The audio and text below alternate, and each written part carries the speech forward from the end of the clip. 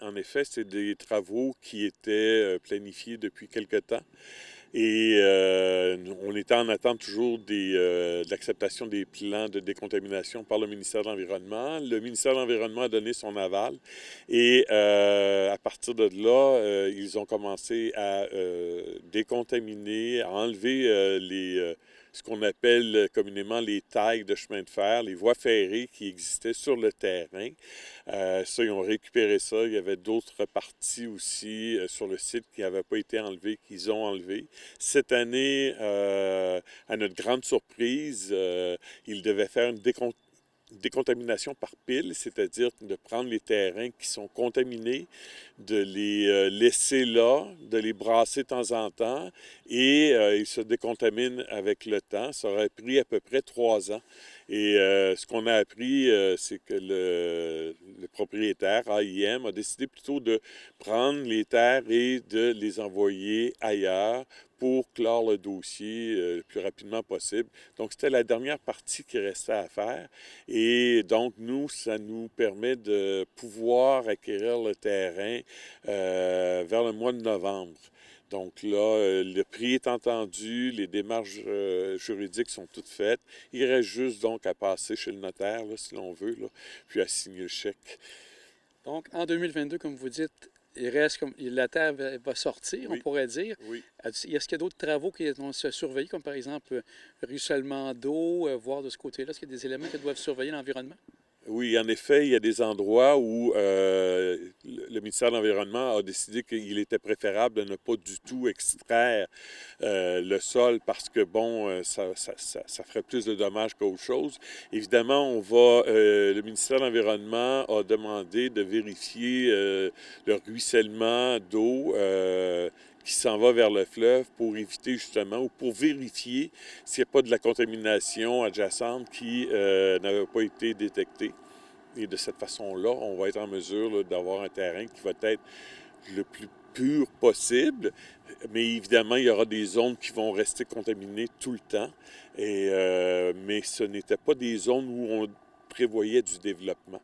Donc, à partir de ce moment-là, nous, ce que nous allons récolter va être suffisant. Le reste est planifié plutôt pour des pistes cyclables, un accès au fleuve et ces choses-là. Ce que les citoyens demandent depuis longtemps, on va pouvoir le réaliser à partir de ce moment-là. Donc, à partir de 2023, on présume que ce sera des travaux pour l'aménagement, Oui. pour un futur parc industriel ici? Oui, en effet, on a déjà un plan d'aménagement. On est en train de se positionner sur la vocation qu'aura le parc industriel numéro 2, puisqu'il va être adjacent à notre parc industriel. On a déjà prévu et fait des ententes avec la compagnie de chemin de fer de Charlevoix pour avoir la construction d'un second pont adjacent au pont actuel de voie ferrée pour permettre le transport routier qui va pouvoir éviter de passer par le village, si l'on veut, pour accéder au site. Et les plans d'aménagement sont déjà réalisés. On sait par où commencer. Ça va être d'apporter les infrastructures. On a déjà dans nos mains ce plan-là. On a déjà des sommes en caisse qui sont réservées pour ça. Pour l'achat, il n'y aura pas d'emprunt qui va être fait. Pour l'aménagement non plus. Et on va probablement profiter aussi de subventions futures pour le développement d'industries, probablement de pointe. C'est combien de pieds carrés que ce sera, la superficie du deuxième centre? Je ne pourrais pas vous dire exactement la dimension, mais c'est énorme. On parle facilement de 5 à 6 millions de pieds carrés. Est-ce qu'on double la superficie actuelle du parc actuel? Oui, oui, sans problème.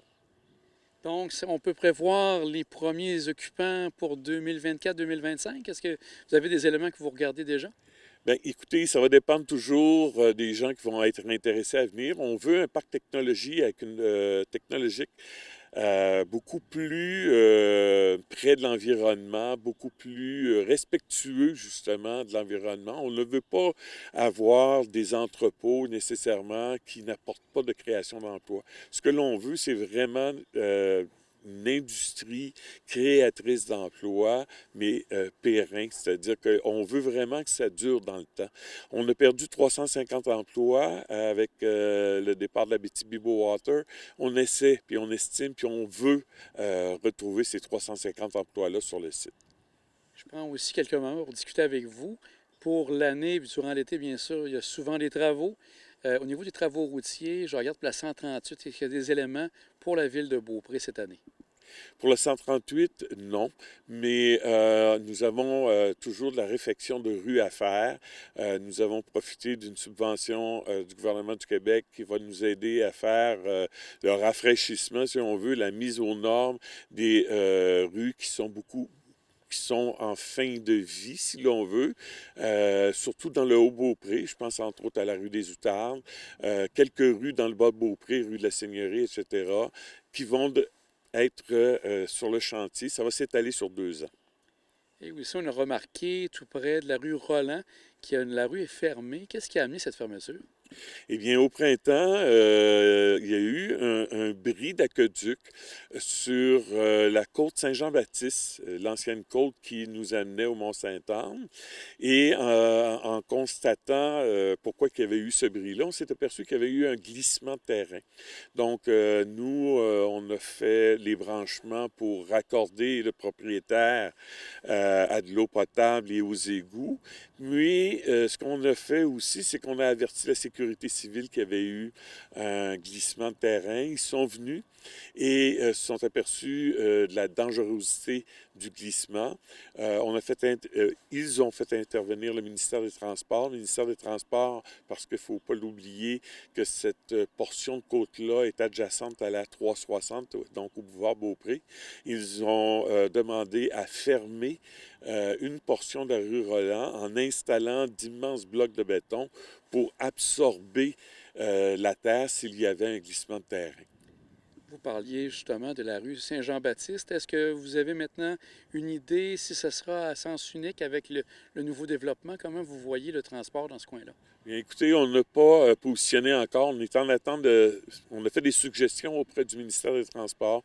On est en attente de réponse. C'est un dossier qui est en cours, mais jusqu'à présent, ça va être la côte Saint-Jean-Baptiste qui va être la voie de service pour accéder et sortir du domaine altitude.